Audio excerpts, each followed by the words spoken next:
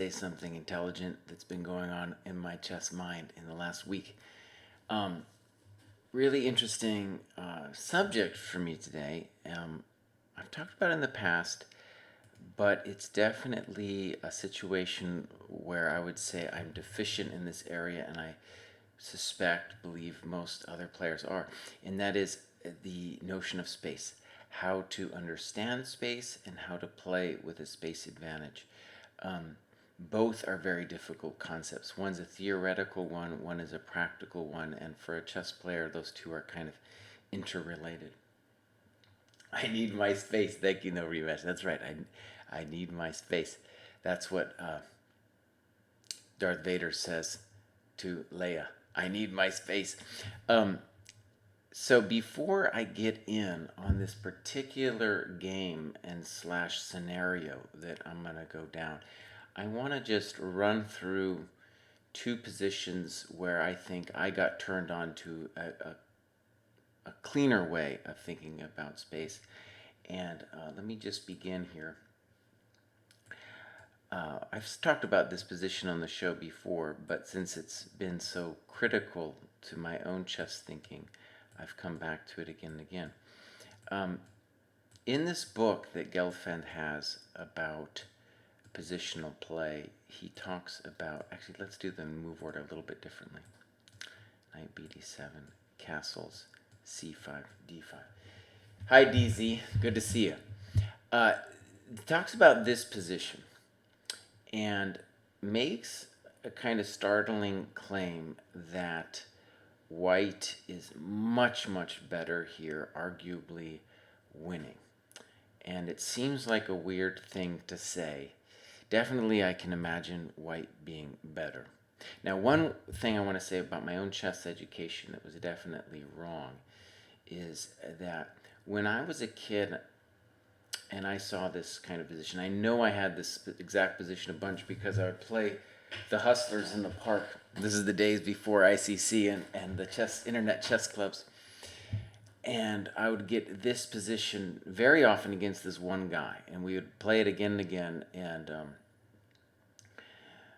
what I didn't understand really was that I was thinking about pawn breaks. Like I was thinking, well, my idea is to play e5. And e5 in certain circumstances, of course, might be a fine move. But the real problem for black is the lack of space. And so one amazing thing about what the Gelfand book posited, and honestly the Gelfand book was just regurgitating some older Russian stuff that I wasn't really aware of, was that a position like this, you have a certain capacity where white has, if white had less pieces, he wouldn't be able to hold his spatial advantage. There would be holes inside of his spatial advantage. And that's also kind of weird to say, but the first thing let's just say is that the problem for black is that he has pieces tripping over each other. These guys are tripping over each other. The bishop's tripping over the knight. This bishop's tripping, getting tripped by that knight. The rook is getting tripped by the bishop. And the queen even wants communication with the d6 pawn. For example, black can't play e6 right now. So that's the whole stress of the situation for black. All right, and so in the Gelfand book, this is again regurgitating some older Russian stuff, they say, well, let's take two pieces off the board from each side. And the remarkable thing here is that we can say in this position that black is better. And that was also very surprising to me. But the idea is that white doesn't have the capacity, the pieces, to hold his spatial advantage, and black's spatial disadvantage now is basically meaningless because none of his pieces are tripping over each other. And there's many different ways for black to play, but a really instructive one is just to play Benko style here and say this is very much better for black, and we're going to do things like the old queen at a8, rook b8. There's other ways to play it too. And we're going to say that black is better. So a really interesting conception of space.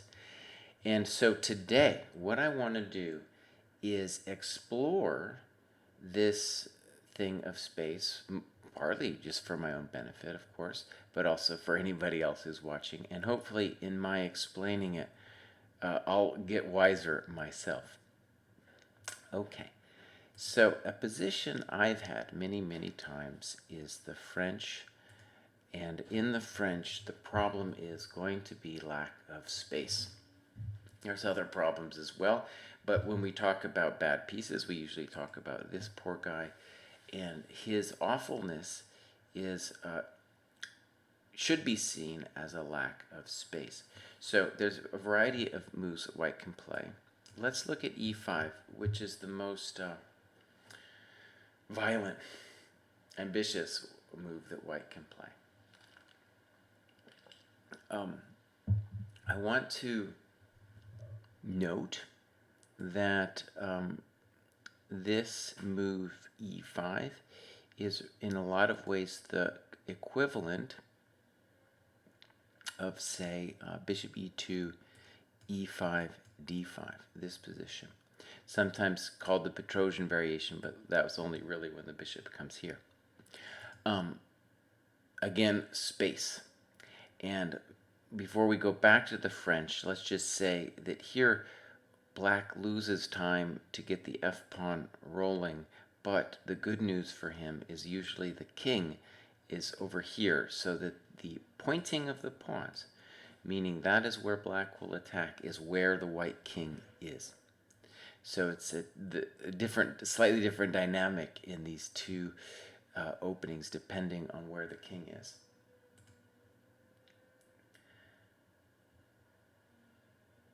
Okay, DZ, that's a real interesting comment. We're going to see something similar in this game. So let's talk about this structure a little bit. White's pawns are pointing this way, black's this way. So in general, white is attacking on the king side. And not just attacking, but playing on the king side. That is white's strong side. And black needs to make progress on the queen side. Now, in contrast to the King's Indian, black is already ahead in time here. Now I want to say something kind of interesting about the center and time. When we think about just the center, I think it's at least plausible to say that black has more center control, because this pawn controls this square and this pawn controls that square. So he's got really a rock of control on the light squares in the center. White, on the other hand, this pawn does not actually influence center squares. He occupies e5, but he does not control e5. It's just this pawn is really giving him the square. So he has really one, he's got this. And this is, of course, contested on d4. That's, in fact, the big question for white. And that white has a problem, and black does not have a problem. And by problem, I mean just black has continual counterplay against the d4 pawn. Okay, so this position, loads of games have been played. I think this is a very interesting thing for players as white to maybe play, not just with the notion of saying to themselves, this is a nice opening and maybe like the computer tells me it's a cool variation, but rather like as an attempt to learn about space. So let's go ahead and play the two main moves. One thing that's very curious about this position is that generally people's instinct here is for white to castle. But really there's no direct need to castle. And in fact, moves like h4 are very much on the table and should be in white's purview, because that's where he wants to play, is on the king side. So it's not necessarily clear that the king wants to castle. So this move, which looks very strange, I think, as someone who's played against this as black many times, this I think is very much the best move. And it takes away the b4 square from black's pieces, But what it really intends to do is to play b4 himself and thereby blunt all of black's coming play on the queen side. Okay, now there's a variety of moves here for black. Personally, and I think it's a philosophical decision actually here for black. It's a big, black gets to choose how he wants to play, or she, in this position. Knight h6 is, let's say, the active way of playing. And let me turn on the light here.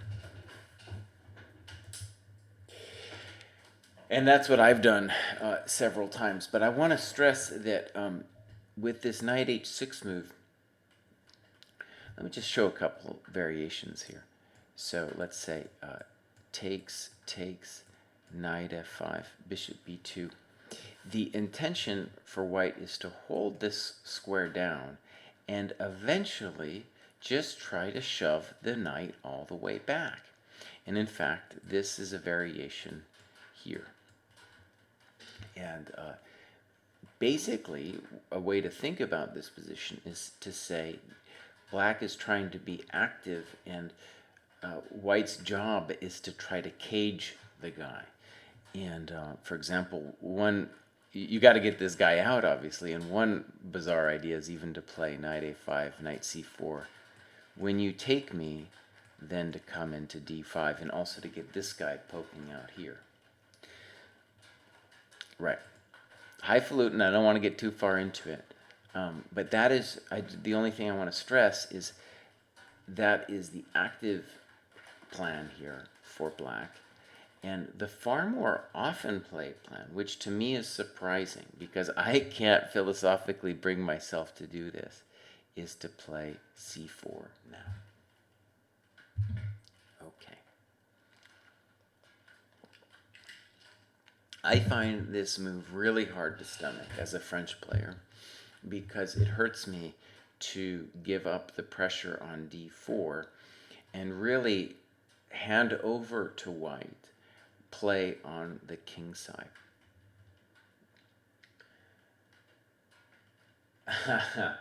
Thank you so much, Howling Man Benji. Yeah, so Benji's referencing a novel I wrote several years ago. I worked very hard on it. If you guys could read it, that'd be great. It's called Lisa. You can get it basically anywhere. Yeah, so let's continue. Now, white can do a variety of things here, but as in all things French, what white needs to bear in mind is that black is going to have thoughts of breaking out with f6. Now, what's weird about that is, especially after you played c4, it seems strange. Like, why would you play f6, right? You play it if, with your pawn still on c5.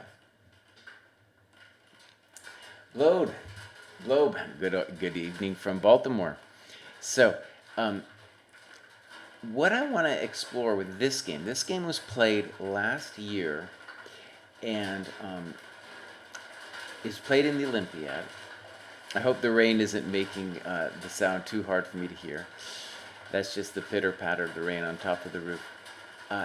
Is that this game, played last year in the Olympiad between Azerbaijan and Armenia, basically like blood enemies, black played an unbelievably, like a system here to get a draw.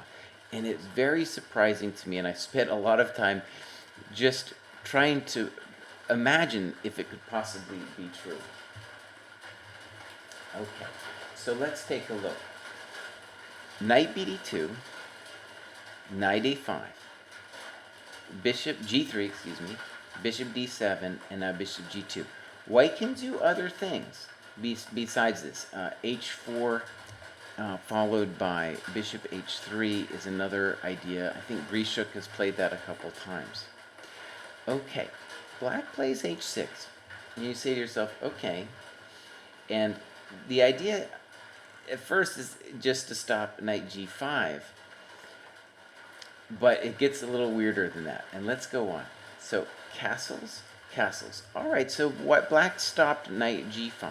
Now, one thing about this that I think some players are confused about, and at least at some point in my life was confused about this too, is black getting counterplay with g5?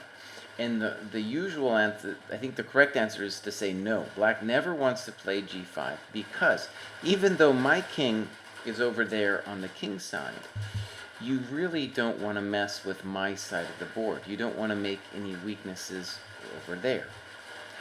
Another plan for black is to play this business where we go knight b3. Let's show it here. Knight b3 and then some kind of thing like this. This is also a plan. And the question is going to be really, are the queen and bishop going to be able to get back into the game? So black has a totally different idea, though, that he's going to follow in this game. And let's check out how it went. Knight e7, knight f1, knight b3, rook b1. Okay, rook b1, fine. Now a5, and it seems like maybe black is going to move the queen and play b5, but no, black in fact has a totally different idea, and let's look at how it goes. Knight e3, knight d2, takes, a4. Okay, here we go. So this is a really fascinating position. I've spent hours here thinking about what's going on in this position. And to me, black does get a draw in this game. And so on a practical level, this thing worked out. But I find it very hard to believe that you can play chess like this. Let's just talk big picture about what's going on. Black has said, I give up my right to fight on the queen side for the assurance that you will never be able to break over here. And I'm going to say, I being black, I'm going to say there's no way through on the king side. And to me, that seems like wrong. And let's just talk about something briefly that was set up by this move, c4. Both sides have a wedge, and both sides have a little bit more space on their respective side of the board. However, let's say something obvious. There's more space over here than there is space over here. So, one way to think about this space advantage is, at the very least, we own an extra file of space. Now, the question is it enough? And black is clearly claiming here.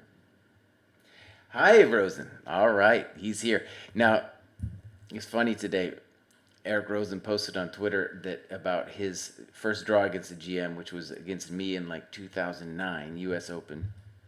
It was round 3, and that's kind of funny. That he remembers it vividly. He got this draw against me. All right, so that's kind of fun. Loads of people loved the tweets. It's kind of interesting just how many people are following Eric and all that stuff.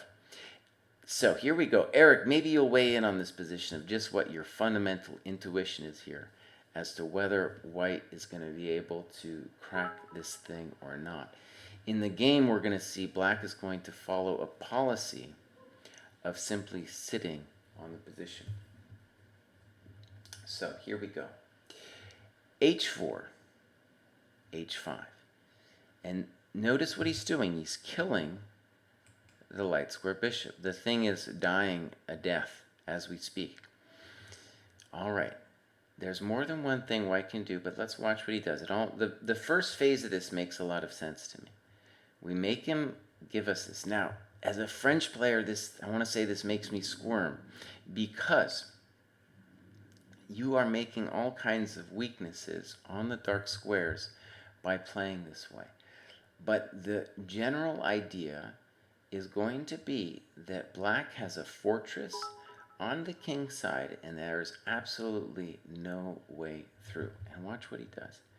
He even gives up his beautiful bishop. Now, white could have maybe done other things, but I approve of at least the first bit here. Snip, queen d2, knight f5. Okay, and let's just pause here for a second and say some obvious things. Black is condemning himself to sit. The bishop on d7 is completely stuck. But the knight is really pretty annoying in terms of a piece that we're going to have to get out of the way in order for us to win.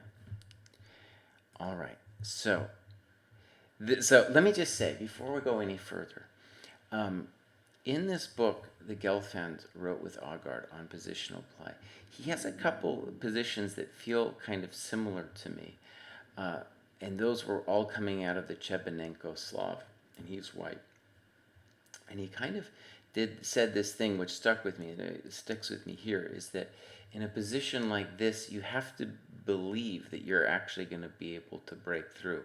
And I think that's important psychologically, because otherwise you could say to yourself, especially if Black played his last several moves in a kind of, with a confident tone, let's call it that, placing his pieces, you could believe that, maybe it's absolutely pointless, that there's going to be no way through. So let's keep going. I think so far I approve of everything that White's done here. And let's say the obvious. The rooks are saying that the only way to really break through with this knight is to play g4 at some point. And whenever that g4 comes, the h file will be open. All right, bishop d1, king b8, bishop c2, king c7. So let's say something obvious. Black is saying, I'm just going to sit. I'm simply going to sit, all right? Well, let's see if White can improve the position. Queen f4, bishop e8. And now, the first thing, I really appreciate this. Let's just move the king on over, right? That's all fine.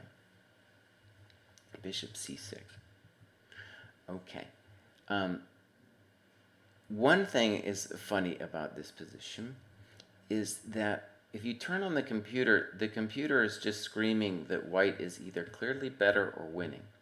But look at what the computer wants to do. It just kind of moves around and around.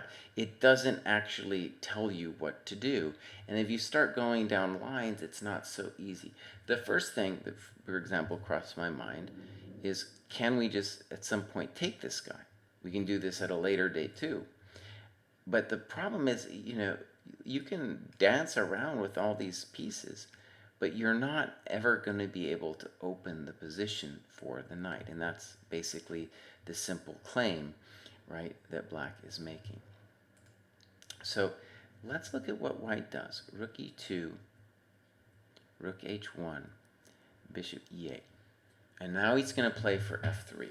And in a kind of hilarious way, the computer doesn't like f3. In a sense, I understand. The computer doesn't like f3 because you are taking away squares from the knight, and you're taking away really squares from your bishop, because all these pawns are in dark squares. But of course, it's hilarious, because if you don't play f3, how else do you expect to get into this position, right? Question from Paul in New Jersey. If White wants to get the knight on f5 out of the way, why not play knight e3? Okay, fair enough question. Let's do that, actually. It's easy to do. Let's go knight f3, and Black is going to sit on his hands. Knight e3, king c8. Let's say knight f5. I assume that's the intention. And then then you ask yourself, then what? And I don't see anything, right? The position is on complete lockdown. And, while it's true that the bishop on e8 is incredibly terrible, the bishop on c2 is faced with a wall of pawns on light squares as well, which are blocking it out. Okay. I meant that when the knight was on g2. Right, I think that's what I meant. We got to e3 later on. So let's go back to this. I think f3 is correct. Now, queen f8. It's really pretty insulting. Look what he does. He goes here and he just says, what? What do you want? Yeah, this is a stunning game because black is obviously this is not something you just do, right? This is something where black has seen this structure at some point in his career before and said there's simply no way through. And there's a couple other French positions where I've had friends talk to me about them and claim there's no way through. But there's two things I want to say about that. I think, well, the first thing is I don't think that's necessarily true that there's no way through, especially in this one. Two, I don't think it's a good idea to do anyway. I wouldn't want any part of this kind of thing.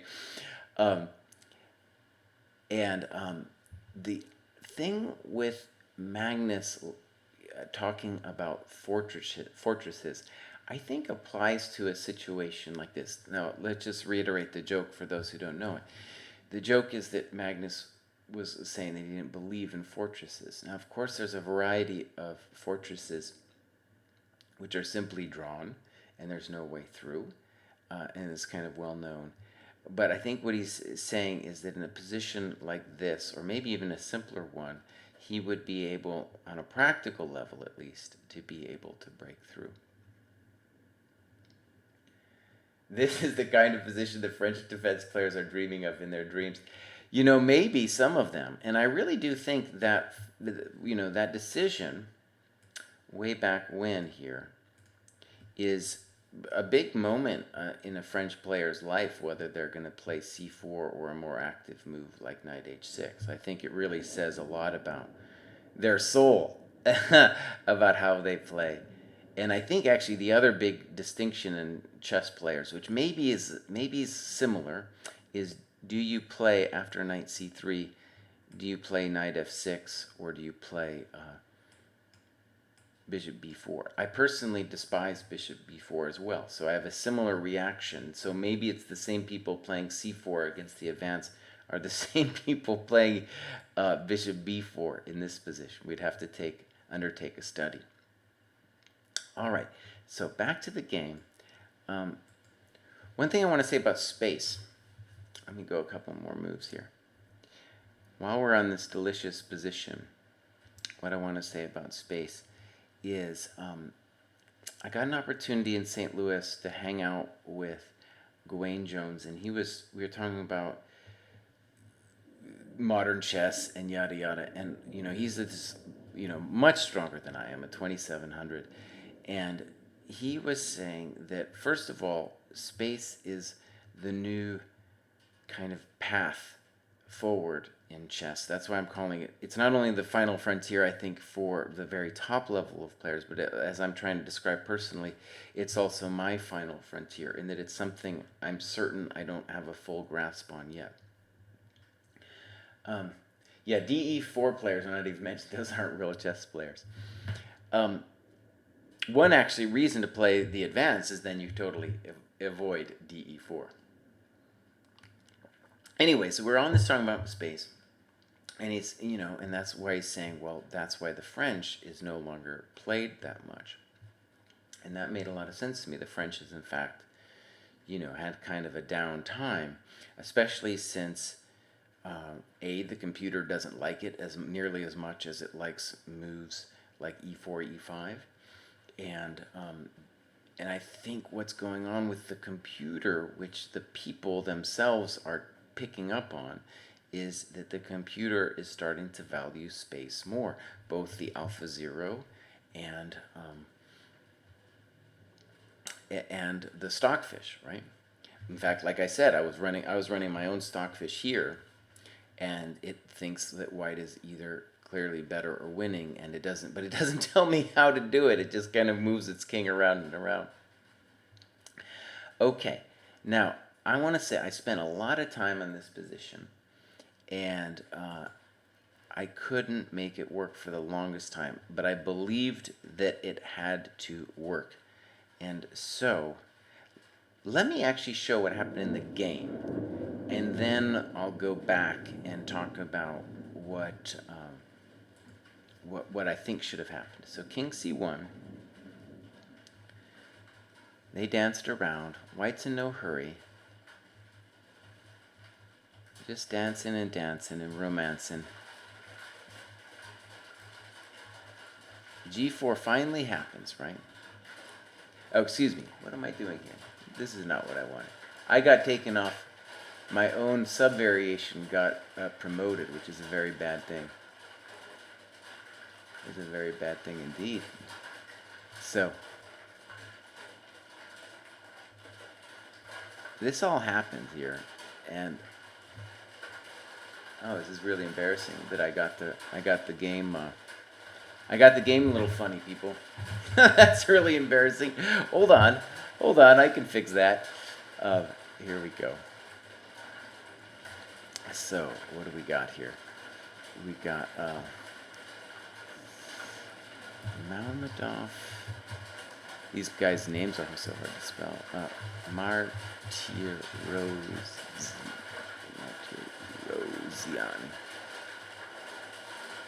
And we got 2018.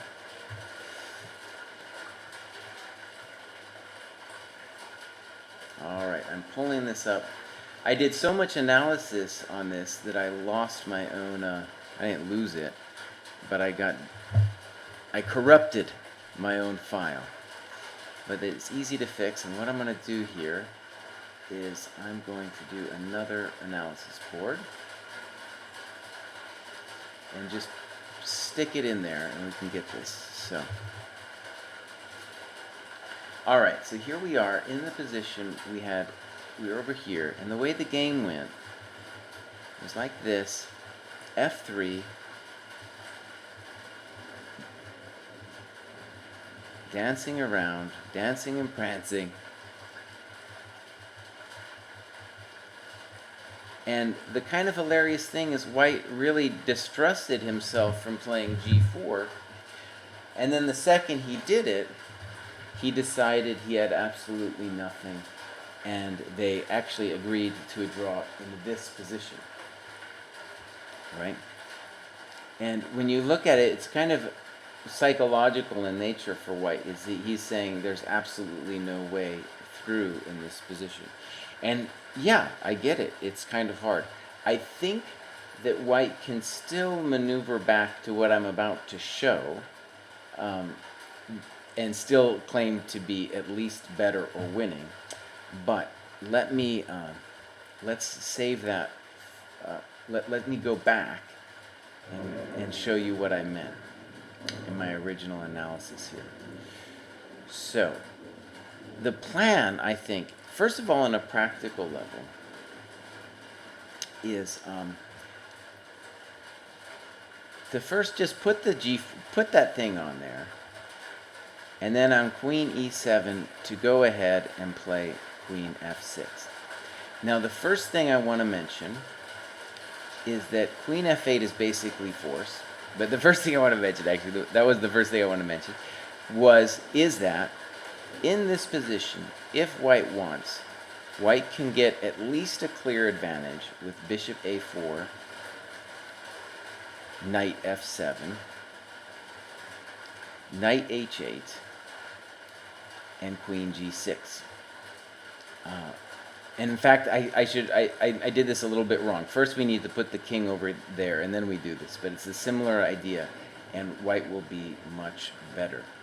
Maybe let me do it correct first, and then we'll come back to it. Because Black is truly just sitting here. So Queen F6, Queen F8. Let's go ahead and play Queen C8, King C1, King C7, King B1. This has to be correct.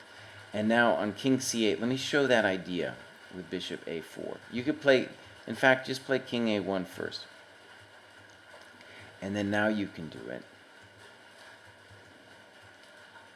Now the threat is Knight H8, and then you don't really ever want to take my queen, so that's the bummer. So that's why this thing has to move. Or excuse me, Knight H6, and then the same thing. So Rook H8, Queen G6. Right, in this position, I don't think is necessarily winning, but I definitely think you can call this clear advantage. So, this brings me to my next point. If black wants to avoid that, then at some point along the way he needs to play b5. Okay, now let me say this about b5. The problem with b5 is that later the queen side will be more open when white explodes it, right? So that we're going to come back to the question of what would happen if he didn't play v5. But first let me show this variation. So queen f6, king c7. Let's move it on over. So before we do anything, let's just get it on over there. So king b1, king c7, king a2. And let's say something obvious. Our king is so much better than the black king. King c8. Now here's the interesting thing. One feature of the position that I feel Mammadov maybe didn't fully appreciate is that we can move our rooks away without being too worried about the h-pawn falling. And the reason for that is, in order to win our h-pawn, he has to open the f-file. And as Vishnu pointed out earlier, the problem he was having was opening lines. So he would actually be doing us a favor in that case. Let's go ahead and play this move. It looks silly. Why do I want it though? I just want it totally out of the way. King c7, rook here. Now, let's ask the first question. First of all, I'm sure you're asking yourself, Cry, what are you doing, buddy, with the rook on d2? It makes no sense to me. But before we get into it, let's consider h takes g4. F takes, rook takes. And here there's more than one move. Rook f1 is good. Even the very simple rook g1 is good, though. Because notice, you really are in full zugzwang here. If you play rook h2, for example, I can take and then play bishop g6. It's a full disaster, right? So what you're seeing there is something kind of really essential to the position, that black is not able to play hg4, that is in general a bad idea. Okay, so now I would say this comes in a couple phases. First, we make our king as perfect as possible because we are intending to blow this thing up. Yeah, 96 is a blunder, right? So, but at some point, we will there are going to be 96s involved here. For example, sometimes he's going to want to try to escape with queen f, but with knight f5, and then we can start thinking about queen takes e6, right? Knight f5 will be one of the key ideas, and we're utilizing the knight e6 tactic with something like queen e6 there. So let's go back to this position. Another problem for knight f5 that we should mention, because this is kind of a thing that comes up in a lot of positions, and you just don't want to worry about it too much if you're white, is we also have an out with knight takes e6. It's important to know, just so that we're not totally freaked out about our queen getting trapped over there. Okay, so rook d2. Of course, it's not clear why you would do this thing. King c8. Okay, and now the idea is I want to lose a move, and let's point this out. If you don't take on g4, there's simply, you can only move your king. You can't move your bishop, you can't move your knight, you can't move your queen, because then I get in. And if my queen gets in, actually let's show that variation, it's completely over. The vampire has arrived at the wedding in full force, right? She's all the way in. So that's not possible. And of course, moving this rook, could you move that rook? I kind of don't think so. But honestly, I didn't even look at moving that rook. The point is, it's really just going back and forth here. So my idea was, in this position, now to play knight e4. This is my glorious plan. And the point is to say is that the queen side is so blown open now for black that it's actually totally lost. Um, and if you don't take my knight, then I'm coming in both, excuse me, knight d6 or c5, but probably d6. And I'm going to claim that's too much. Can't the knight take on g7?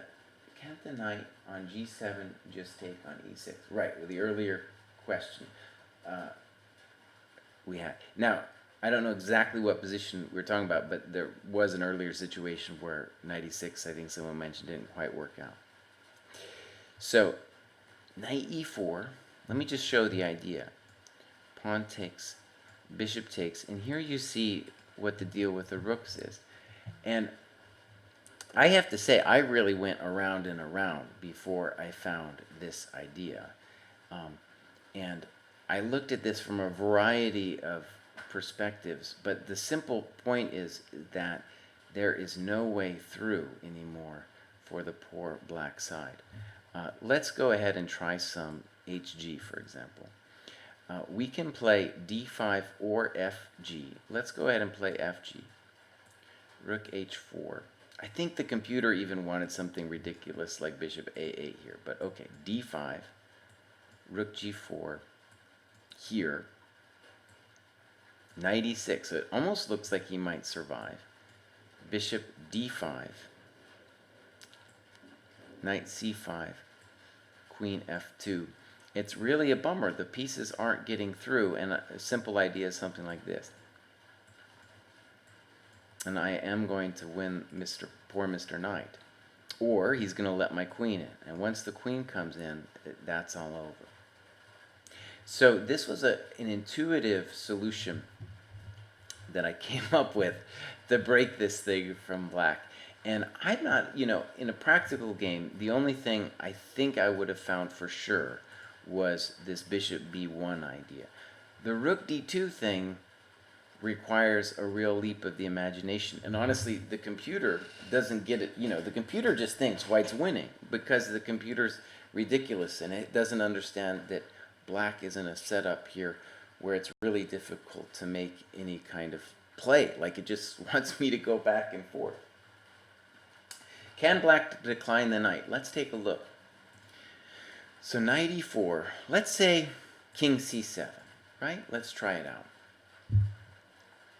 All right, knight c5 is interesting, but let's try knight d6 because that's what I wanted to do in the first place.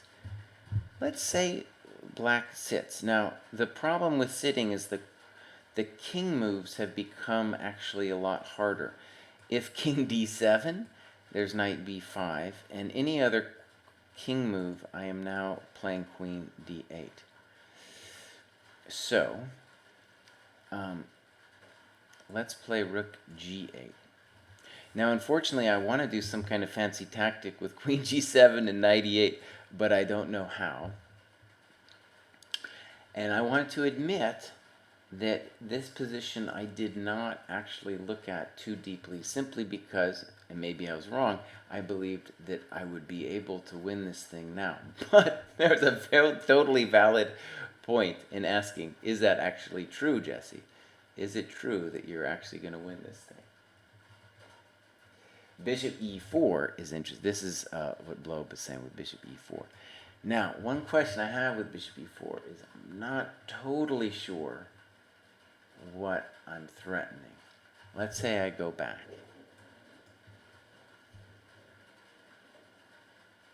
Right? It's kind of, yeah, not so easy. Okay. So maybe bishop e4, but let's think about it for a second. Maybe we could come up with something here. It feels like we're so close to Zugzwang here. He's only going back and forth with the rooks. Yeah. Like Vishnu said earlier, it's still a case of the rooks getting in. And one kind of hilarious thing I want to say about myself is I felt so proud to get my knight onto d6, but there still remains the question of what is it that white is going to do now?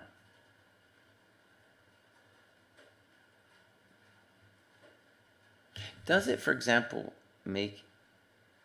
I don't see it actually. I was going to say maybe it made a difference with if I move the rooks. Let's just see if it does anything if I move them over.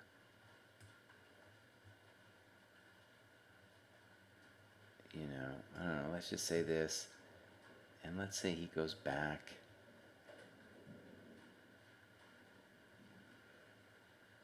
It's still not totally elementary, is it?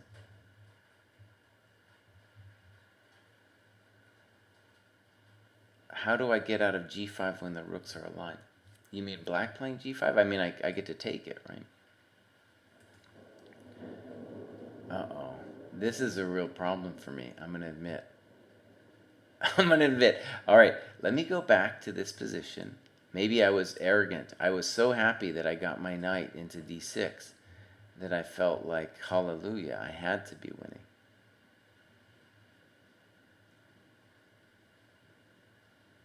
Now, I could play knight c5 with notions of saying that when I check you, something terrible is going to happen. But I don't understand that necessarily either. Like, let's say I play knight c5, and he just sits. What do I do then? I don't know. I don't see. If I could get my queen in any way, in any possible conceivable way, that I think I'm going to be winning that thing. Okay, so let's look at knight d6 again. And like I said, the only meaningful thing I had was rook g8.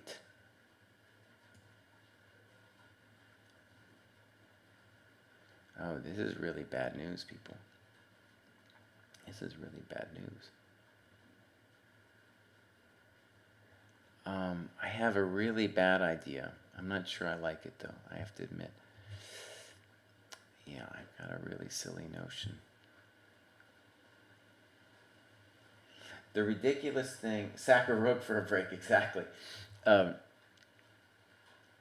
is maybe, let me just try this out. This looks ridiculous, but rook e1, rook over. Now, I can play this rook. Might as well just be safe. Let's put the rook over there. Rook g8. Can I do that, or is that just completely ridiculous? Now, if I'm allowed to get rook f4, I'm going to claim that I'm winning. But let's look at de4.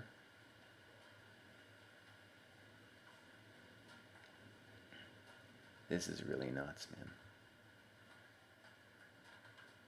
The hilarious thing, yeah, this is not, I think maybe I am, well, let's check this out. Like, let's say queen g5. Now, you can do a variety of things, but let's say something like this. And then I bring the dog back to, say, e3. And I just want the simple d5, and I'm going to claim there's some kind of mate over here. It's true, right? It's true, right? White queen penetrates, I think. Yeah, that was a good variation. Let's go through that again. If someone wants to challenge me on that, I'm fine, because it's like, honestly, it feels like there should be something simpler than that for me. And there's another question too, if I even want the rook on h2, given that rook e4 is coming, right? But I'm worried about, after I sack the rook, I'm worried about his rooks getting active, I think. Like if I sacked it immediately, I might worry a little bit.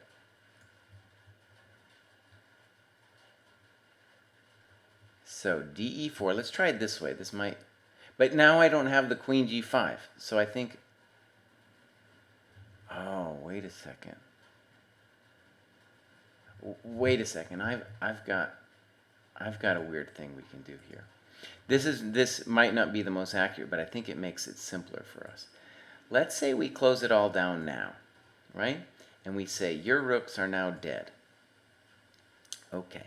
Now I want to say that if I get the rook on f4, it's all over. So let's pretend that's true. I'm going to play here.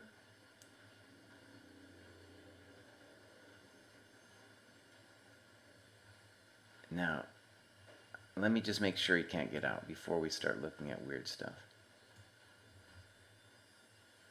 That could still be annoying. Oh, okay, I thought I was being a genius. Maybe at the minute. So let's slow it down with g5. At some point, I'm going to think about g5. So rook e4. Let's say the guy takes. Okay. Now, let's say we got a variety of moves, actually. But here, let's do this. Fe, he breaks, and now I come d5, and I'm saying this is all over, my friend. That's what I'm saying. Maybe knight f5 you've got to worry about. But honestly, it's still a problem. My queen's still going to come around. And on g3, I'm playing queen g5. Oh, man, this is great. This is great. Let's try knight f5. Knight f5, ef. Now, gf would scare me, I guess. But I'm coming back. I just want in. And once I get in, I think that's it. I think that's too much. Once the vampire comes to the wedding, right? It's complete annihilation. So, yeah, so that was my move there, rook e4. Man. Or rook h5 takes e5. Bishop d7 and the queen gets to b8 earlier. You know, I don't know exactly when you mean bishop d7, but bear in mind, at least now, there's no bishop d7, right? So it'd have to be like after, maybe in this position to play bishop d7. Let's try that, bishop d7. Now g5 I still like. Let's just nail the rook down. And then, oh man, we can do d5 looks good, but you know, even that move, what has he got? Nothing, right? Oh man, I'm down a rook. That might be too much. I might be pushing my luck, but it does look pretty good because he can't move. The guy can't move. Man, oh man. Yeah, this is what the space... When we talk about the space advantage, you know, those Alpha Zero games, there was a couple... There was actually a French game where the computer did some similar PSAC with just saying, no way, no puedo move anymore. Vishnu, when you say knight f8, which position do you mean? Oh, knight e8. No, knight e8, I think terrible things are going to happen with, like, queen d8. Yeah. And then he's in. Like king c there, well, there's something terrible, like d5, you know. Yeah. So, right. So I think let's back up. So let me just say, before we get bogged down in the variations, like the thing that's interesting to me about this position is that there was this attempt made by this guy and other people who've tried to play with a fortress like this and have been, at least in this game, were successful. And the question is it really true? And then, you know, like I said, there's two components to this. There's a theoretical part of it, which we're kind of discussing now. And then there's the practical part of it. And just having a feel for the theoretical notion is obviously going to help you when you comes to the game. Like I feel, for example, I'm not sure I would have found any of these ideas, but I definitely would have played king a2 first. Just put the thing first, and then, you know, go from there. Another question that I really haven't fully answered is, like, let's say in this position, king c1, let's just say king c7.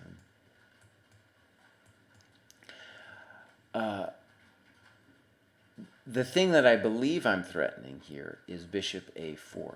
And you can imagine now that this whole business with knight e4 might work without b5, but you can see why I want b5 to be played, because in fact it like opens up all of the possibilities for me to come from behind once the position opens. It makes those amazing positions possible where black basically has, been pushed into such a terrible box on the king side, right? So one way I'll put it like this to maybe end the show, is that we're hanging this threat over him. Does black want to play b5 or not? Definitely, I think if he plays king c7, this position is I'm going to call it a clear advantage. So and it's a clear advantage where we are doing things, right? Like it's no longer a position where black gets to just sit on his hands anymore, because we will start making progress. It's still not an easy business, though. We're going to have to at some point, right, move this pawn, and then once we move this pawn, then these two minors will become active. But like I said, you could conceivably try the knight e4 ideas from there as well without playing bishop a4. So anyways, let me just finish on this by saying something simple. When I was a kid, no one told me about the space advantage. It wasn't really explained in any kind of books for me, and I feel like it is now something that the top players are getting not only a notion of how important it is, but are becoming more skilled in pursuing it in a practical way as well. So I think when I say space the final frontier, it's not simply meant as a joke, but in all sincerity, it's a thing where going forward, it's one of the things chess players are thinking about, as like we know about time, we know about activity, and now we're trying to figure out space. And I think one of the reasons I was so successful and other people for years playing the French was that people didn't understand the space advantage, and they found the practical ability of trying to keep all those pieces in a box very difficult to actually do. So with that, I'll leave it, and I'll see you guys next Wednesday, same time. Bye-bye.